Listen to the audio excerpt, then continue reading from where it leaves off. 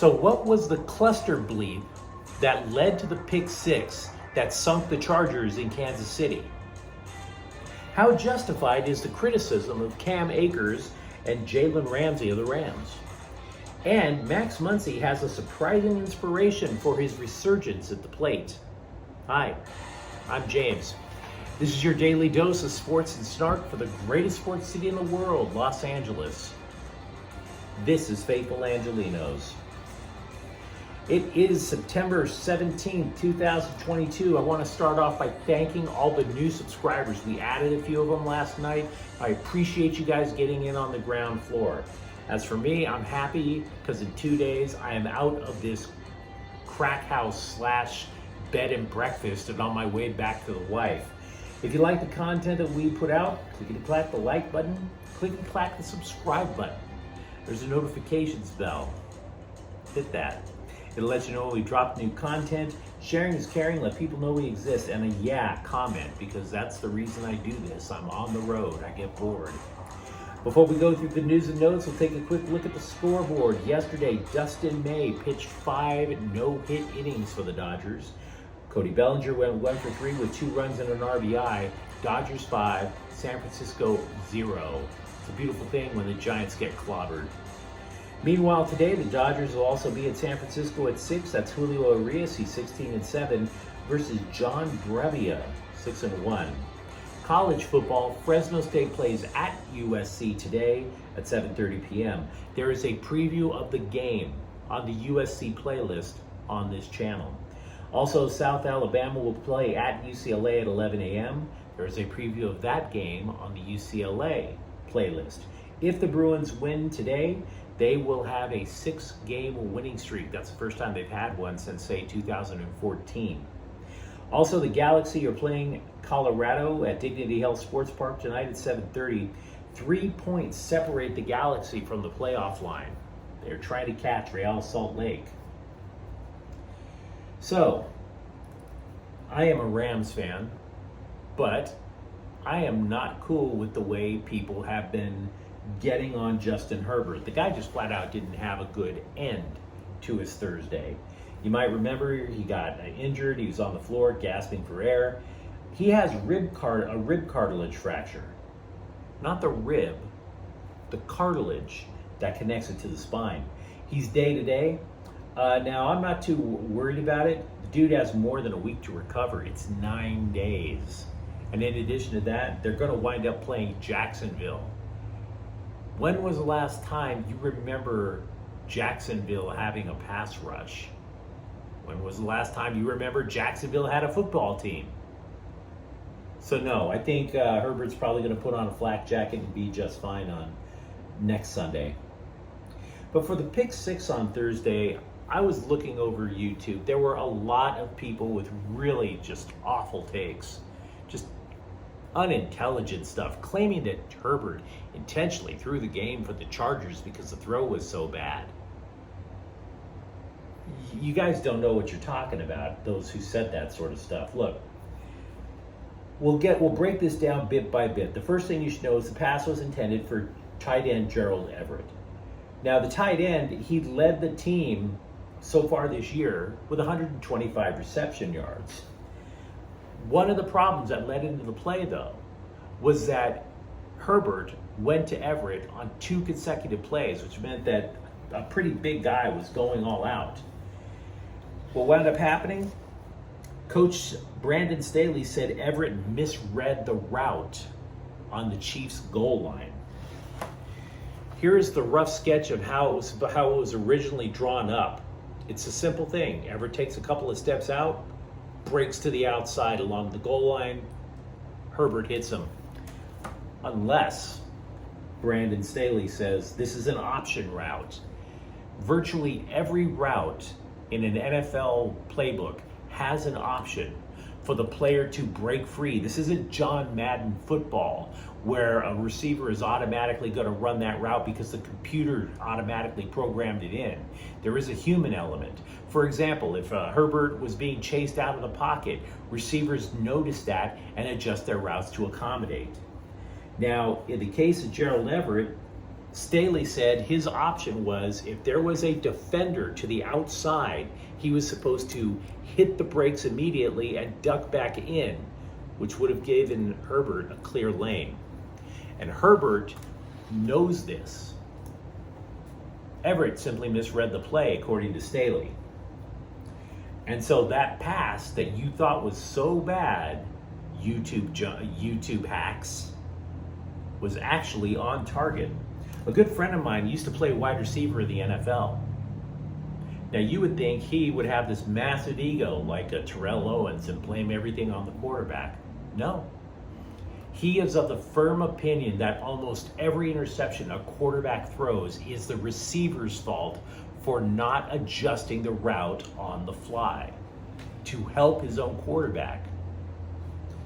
There's an additional problem though, because I don't necessarily want to bury Gerald Everett. Here's the problem. If you look at the tape, there were reports that said Gerald Everett was asking to come off the field so he can get his breath back. Remember, he was targeted over and over and over again on that drive. The point being is that there's a decent chance that Everett was too tired to think straight. It is professional athletics after all. So if Gerald Everett didn't want to be on the field because he was gassed, was he too gassed to make the adjustment? See, there's a bunch of ways you could take that individual play. It's not all on Justin Herbert. Wrapping things up for the Chargers, center Corey Linsley had an injection of cortisone into his knee because of pain. He should return to practice next week. So what are we to make, going over to the other side of SoFi Stadium, what are we to make of Cam Akers? He didn't play in the first quarter versus the Bills. Maybe you even could go so far back to recall the fumbles that he had against Tampa Bay in the playoffs, didn't do much in the Super Bowl, and now he's getting called out by his coach. And I'm wondering, is that fair? Because after all, the guy did try to come back from an Achilles injury. Well, there may be some validity to it. Now, granted, Akers is owning it. That's part of the validity. But Pro Football Focus has said Akers has a number of holes in his game, particularly in pass protection. The reason Cam Akers is probably not an every down back is because he can catch the ball, but he sure can't block. According to Pro Football Focus, he is ranked 48th in blocking among NFL running backs. And this week is going to wind up being a barometer for him, not just in the passing game. But Atlanta was the worst team in the league in week 1 against the run. So if Akers can't get it going against the Falcons, he's got a real issue. By the way, speaking of the Rams, I will put out a preview of their game against Atlanta later today. Meanwhile, Jalen Ramsey said Raheem Morris rolled by his house for a chat. The defensive coordinator said Ramsey holds himself accountable for how poorly he played against Buffalo. Ramsey, for himself, is saying, if you guys want to hate on me for it, bring it on. You can't say anything worse than I said to myself about that game. So he knows he stunk it up against the Bills. And the gut feeling is he's going to respond in kind. It's not exactly like Atlanta's loaded with receivers. The only one that I can think of off the top of my head that they have now is a rookie, Drake London from SC. Kicker Matt Gay was also fined by the uniform police of the NFL for improper pant length. Improper pant length? Look around you guys. Everywhere in Southern California, you have dudes wearing pants low so their ass hangs out. And the NFL has a tailor on the side with a slide rule and a compass trying to figure out if your pants are 1 millimeter too long? Do you have people on the sidelines with a tape measure? Do we really care that much? Pant length. We've mentioned over the course of the last month how Max Muncy changed his swing this year. After coming back from the elbow injury in the first part of the year, he stunk up the joint. Well, if you don't know what we were talking about, look at the tape of him batting now. He takes his little half step backwards before going into his swing.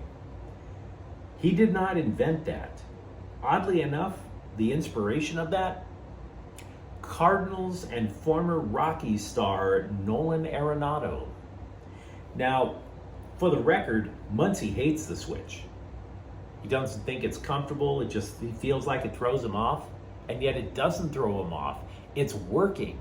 He feels off kilter, and yet he also knows he's getting results. Since the switch, which was about 39 games ago, he's hit 11 home runs.